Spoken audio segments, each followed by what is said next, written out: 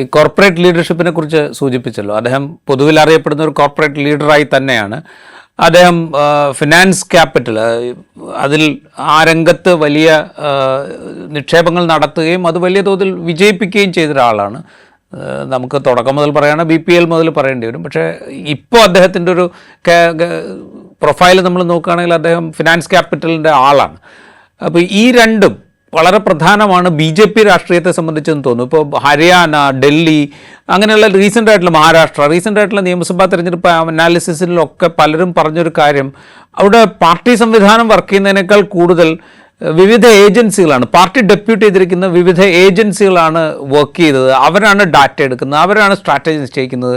ഈ രീതിയിലാണ് അവിടെയൊക്കെ വർക്ക് ചെയ്തിരുന്നത് BJP എന്ന് കേൾക്കുന്നുണ്ട്. അവർ നിർദ്ദേശിക്കുന്ന ആളുകളാണ് പലപ്പോഴും സ്ഥാനാർത്ഥികൾ പോലും ആയിരുന്നത് എന്ന് പറയുന്നുണ്ട്. ഏതാണ്ട് സമാനമായ ഒരു കൾച്ചറിലേക്ക് കേരള ഘടകത്തെ കൂടെ മാറ്റുക എന്നുള്ളത് കൂടെ അദ്ദേഹത്തിൻ്റെ ഒരു ദൗത്യമായിരിക്കാം. തീർച്ചയായും ഒരു പരിധിവരെ അങ്ങനത്തെ കാര്യങ്ങൾ ഉണ്ടാവാനാണ് സാധ്യത.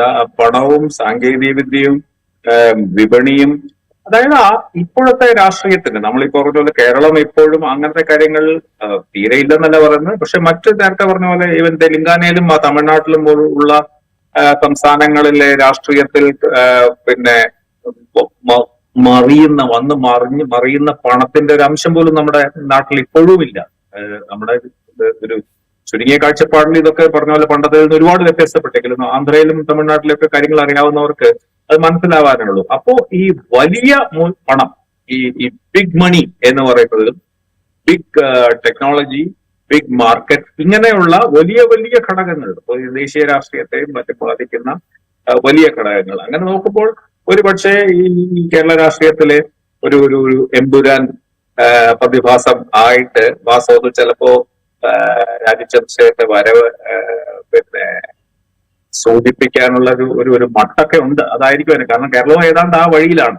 പിന്നെ മറ്റൊരു ഘടകം ഈ പറഞ്ഞ പോലെ നേരത്തെ ഞാൻ പറഞ്ഞ തിരുവനന്തപുരത്ത് കണ്ട പോലെ ഈ കേരളത്തിലും നമ്മൾ മുമ്പ് ശശി തരൂരിന്റെ കാര്യം ചർച്ച ചെയ്തതുപോലെ കേരളത്തിൽ ഈ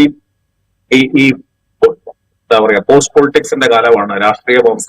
രാഷ്ട്രീയവും പ്രത്യയശാസ്ത്രവും എല്ലാം അതിന്റെയൊക്കെ ഒരു വശ്യത ഏതാണ്ട് കുറഞ്ഞു വരുന്ന കാലത്താണ് ജനങ്ങൾ കൂടുതലും ടെക്നോക്രാറ്റുകളെയും എന്താ പറയാ പ്രോബ്ലം സോൾവേഴ്സിനെയും ഒക്കെ തേടുന്ന ഒരു കാലമാണ്, ഒരു അരാഷ്ട്രീയ കാലമാണ്. അപ്പൊ ഇദ്ദേഹത്തിന് ഇങ്ങനെയൊക്കെ കഴിവുണ്ട് എന്നുള്ള ഒരു പ്രതിച്ഛായയുണ്ട് അദ്ദേഹത്തിന്റെ ഈ ചെറുത്തുകാരനാവുന്നതിന് മുമ്പ് അറിയാവുന്ന പോലെ അദ്ദേഹം വലിയൊരു ടെക്നോക്രാറ്റാണ് പുതിയ. അപ്പൊ ഇതെല്ലാം ഈ ഘടകങ്ങളെല്ലാം വെച്ച് നോക്കുമ്പോൾ അങ്ങനെ വളർന്നു വരുന്ന ഒരു കോൺസ്റ്റിറ്റ്യുവൻസി ഉണ്ട് കേരളത്തിന്. രാഷ്ട്രീയത്തിനപ്പുറത്ത്, പ്രത്യയശാസ്ത്രങ്ങൾക്കപ്പുറത്ത് ഒരു വ്യക്തികളെയും നേതാക്കന്മാരെയും കൂടുതൽ അവരുടെ പിന്നാലെ പോകുന്ന ഒരു പുതിയ മണ്ഡലം, ഒരു പുതിയ കോൺസ്റ്റിറ്റ്യുവൻസി ഉണ്ട്. ആ കോൺസ്റ്റിറ്റ്യുവൻസി അപ്പീൽ ചെയ്യുക എന്നുള്ളതായിരുന്നു തിരുവനന്തപുരത്ത് അദ്ദേഹം ചെയ്തത്. ശശി തരൂർ അപ്പീൽ ചെയ്ത് ആ കോൺസ്റ്റിറ്റ്യുവൻസി ആയിരുന്നു.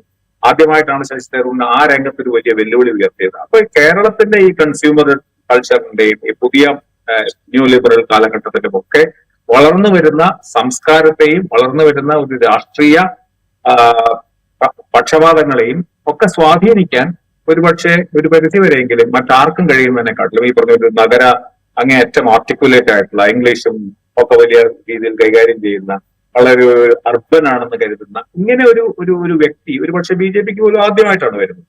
ആ ഒരേ സമയത്ത് ഇതെല്ലാം. അപ്പൊ ഇതെല്ലാം വാസ്തവത്തിൽ ഈ പുതിയ കാലത്ത് BJPക്ക് മുന്നോട്ട് വെക്കാവുന്ന ഒരു ഒന്നാന്തരം ഒരു ചതുരംഗ കരു ആയിട്ട് വാസ്തവത്തിൽ കാണാവുന്ന എനിക്ക് തോന്നുന്നു.